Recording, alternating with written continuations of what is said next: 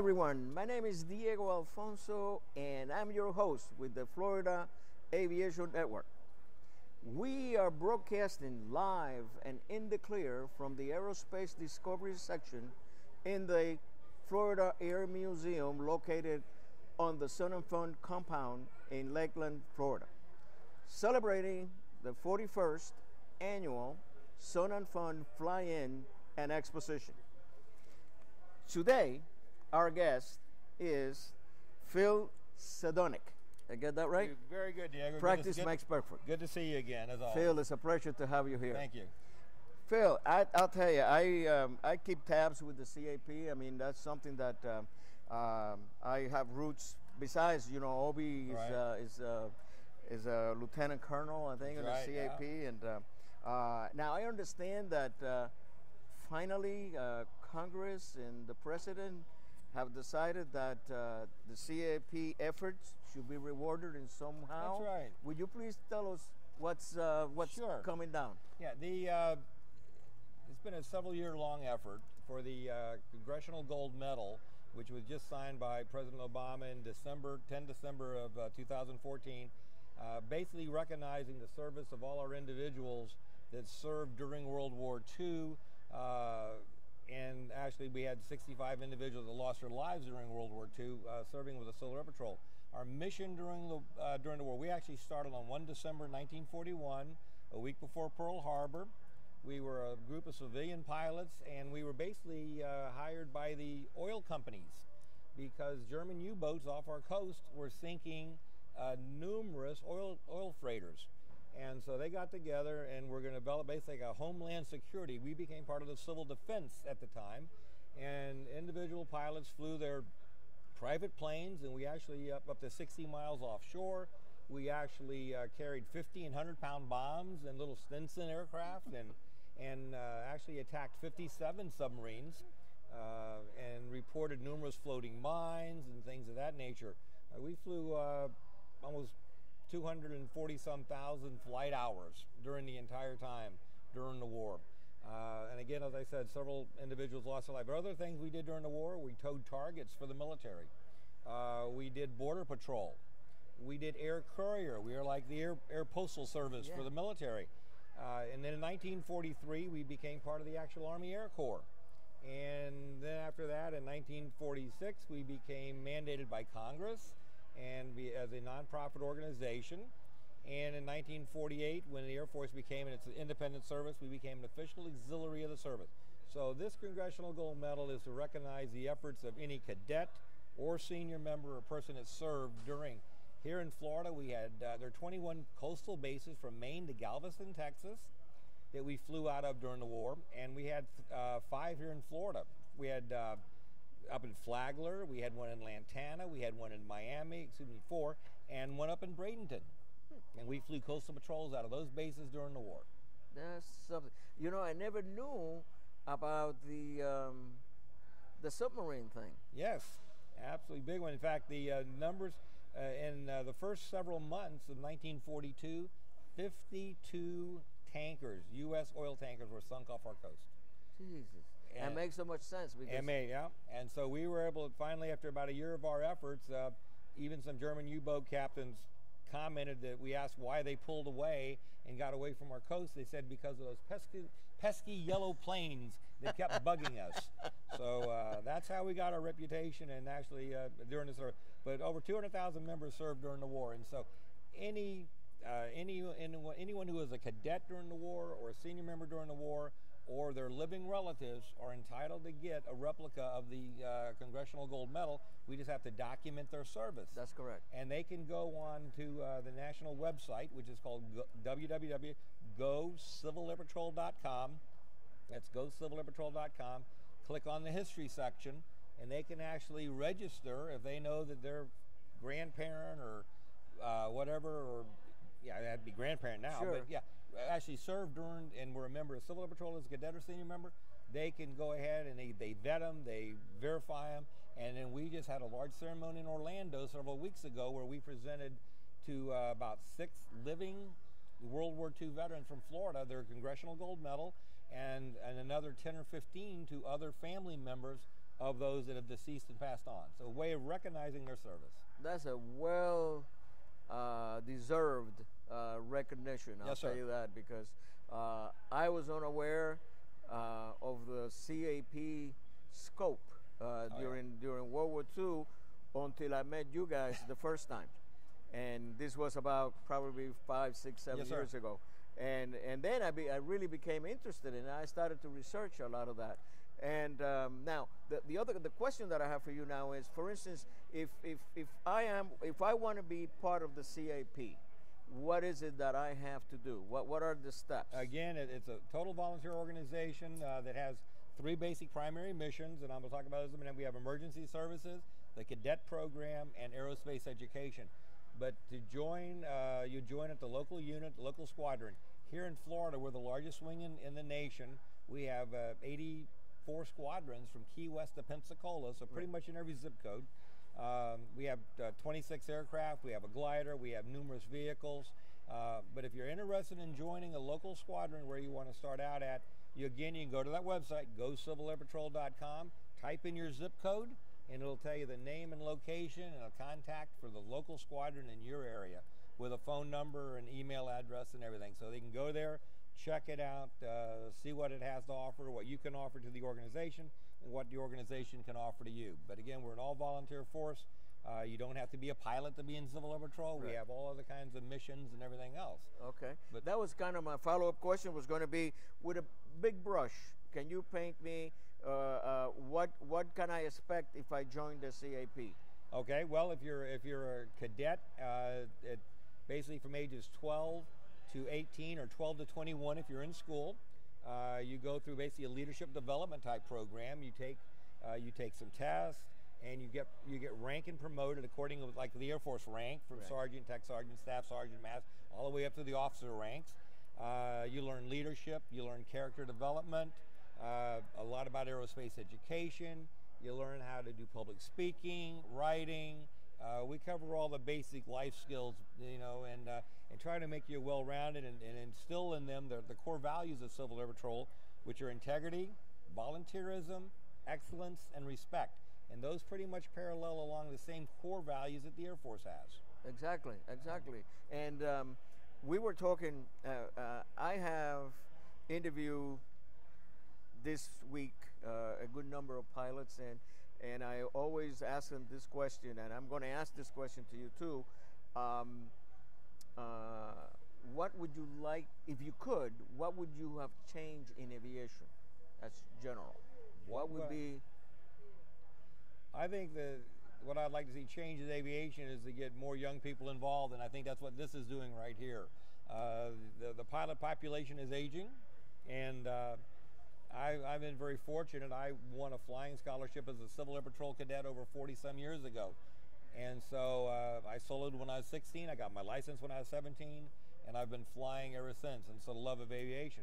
So to keep young people involved, and as a cadet in Civil Air Patrol, we take them on up to 5 orientation flights, both powered and glider, and introduce them into aviation. And if they're interested in taking flying lessons and pursuing that, they can certainly do it a lot cheaper through Civil Air Patrol, because we have qualified flight instructors, and they're basically paying for the fuel and an hourly rate for the aircraft, but they're not paying all the other associated costs. It's also a great leadership opportunity for young adults too. We have approximately, this year, we had 10 individuals, 10 cadets from Florida alone that got put into the service academies, be it the Air Force Academy, West Point, Coast Guard, and a Merchant Marine, and one at Annapolis. So it's a great stepping stone in starting an individual's career if they're interested in going into the service. There's certainly no obligation to go into the military. It is totally volunteer. But if they are interested, they actually get preference by being in Civil Air Patrol when they do their application and they go for their congressional nominations. Exactly. When you were talking about there, you mentioned a word that kind of struck a chord with me, and that's gliding. Yes, sir. I really believe that every pilot, if I was FAA king, there should be an endorsement for power pilots to have at least anywhere between 5 to 8 hours of glider time, because I really think, because you know, I'm a CFI. I mean, that's my thing, and I look at all these aspects, and I think we have lost the line a little bit on the power side, because the main reason why what you want to get during getting that private pilot license is the ability to land that airplane when the engine quits. That's right. That's got to be the main goal. That's right. And yet we do very little of that, you know. And the gliding is just something that gives you that perspective of energy management. I think we see it more and more, even with some of these recent mishaps and accidents we've had, even with commercial airliners and commercial pilots and stuff, are the basic stick and rudder skills that are so necessary for flying. I learned in a J3 Cub and a Taylor Craft and tail draggers, and then I also towed gliders as well as flew gliders. And just the basic stick and rudder skills, everything we think, just plug in a number, look at a computer, and off we go. But yet you have to understand the fundamentals of flight and how to react in an emergency. Exactly. Now, is there any story that memorable story that you have in any one of your missions that you would like to share with us? I think one of the most important things that I took place in just 5 years ago was during Deepwater Horizon, during the BP Gulf oil spill. I was fortunate enough, in fact, that mission went for 118 days. We were based out of Mobile, Alabama, and as well as Tallahassee. And I took an air crew up there, but was with part of an air crew. And we flew daily missions, aerial photography missions, looking at the oil, where the barriers were put out and things of this nature. So I was up there for over a week on flying that mission. But that mission alone was the longest mission, continuous mission Civil Patrol had since World War II. Right. And we put in over 20,000 volunteer hours, 2,000 flight hours, and took over 500,000 photos, aerial digital photos. And we did that for a cost of a few $1 million. As compared, we asked the Coast Guard what they would charge for that typical type mission. It was over $22 million. Wow. So Civil Air Patrol basically is a national resource of choice. There's about a $7 or $8 $1 return on our money. So for about every dollar you invest, you're going to get about 7 or 8 times more your money, because we're all volunteers. There are no personnel costs associated with us flying the aircraft during this whole 118 days, except for a fuel and our maintenance, or operation and maintenance money. Correct. And basically the aircraft you operate are owned by the CAP? They are owned by Civil Air Patrol, and we fly mainly as a Cessna fleet. Civil Air Patrol is the largest owner of single-engine Cessnas in the world. We have the largest fleet, 172s, 182s, 206s, and here in Florida, again, many of our planes are the 182s with full G1000 Garmin glass cockpit. Yes. And we are getting refurbished 172s, new 172s, refurbished with a Garmin 500 system in it. So very state-of-the-art technology and things like that. Our biggest money maker for what we do right now is aerial photography, digital, geosynchronous, reference, real-time, and FEMA. Craig Fugate, director of FEMA at the national level, formerly of Florida, fell in love with us during Hurricane Sandy, when we were able to go out and do aerial photography and send him real-time information of where the damage was and things that needed to be corrected, and washed out roads and things of this nature. And they were able to then allocate their resources in a much timely manner. So anytime we have tornadoes, hurricanes, floods, wildfires, these things you read about on the news every day with this bad weather coming through, we're there on site, normally flying aerial photography missions to support not only the county, the state, but also FEMA. Okay, now I want to take you to the next step, and the next step is to tell our audience, especially the pilots, how good should they feel if they happen to have on a scheduled landing somewhere when that beacon goes off? What are the probabilities of you guys finding them? Very good. Here in Florida last year, we flew 80 search and rescue missions, and we were credited with 65 fines, be it on ELTs or whatever. Nationwide, Civil Air Patrol was credited with saving 50 lives nationwide. And again, so we flew almost 4,500, miles in flight hours, basically. The 4,500 flight hours this year doing missions and flying. Our other missions involved are Homeland Security missions, working with air defense, air interdiction, things of this nature, counter drug efforts. But Homeland Security is a big part of what we do in coordinating with the local officials in state and federal level. Okay, can you give us again with a big brush? The airplane crashes. Yes. Beacon goes off. Got it. What happens then? Okay, as soon as of course, the satellite, if you have a 121.5, it may take a little time for the satellite to find you. If you have a 406, it's been registered, and that's key. You got to register that 406. Then we pretty much know within a few square feet where you're at. And all that information is fed through the Air Force Rescue Coordination Center out of Tyndall Air Force Base, and they're the ones that handle all of the search and rescue efforts nationwide. Civil Air Patrol flies 80 to 90% of all inland search and rescues for the Air Force Rescue Coordination Center. So a pilot goes down, and once it goes through the system and we're notified, we launch an air crew. And if we locate a target, then we have ground crews that come in and then go right to the target. And again, we work with the local county and sheriff's departments and things of that nature when we're coordinating those kinds of searches. So if you go down, we're going to find you. But again, if you make sure those beacons are registered and things of that. That's right. Well, I'll tell you, Phil, it's always a pleasure to have you here, and I'm sorry we missed our good buddy Louis. Yes, and yeah. Please say hello to him when you see him. Yeah. And I'm probably going to see you next year. I will probably be here. Yeah, we're a big effort out here at Sun and Fun this year again. I'm working with the outdoor exhibitors this year instead.